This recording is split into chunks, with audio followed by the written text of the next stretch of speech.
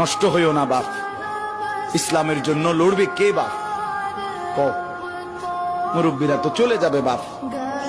18 বছরের ছেলে, 20 বছরের ছেলে, 22 বছরের তাগড়া জওয়ান, তুমি নষ্ট হয়ে গেলে, তুমি চরিত্রহীন হয়ে গেলে, তুমি যদি সারাক্ষণ নারী ছাড়া, ছবি ছাড়া, মদ জুয়া অশ্লীলতা, তুমি যদি মোবাইলের আসক্তি ছাড়া চলতে না পারো, আগামী দিনে ইসলামের জন্য তুমি করবা কেমন, লড়বে কেমন? আগামী প্রজন্ম তোমার হাতে নিরাপদ দিন পাবে কেমন? বেঁচে থাকার নিরাপত্তা মিলবে না।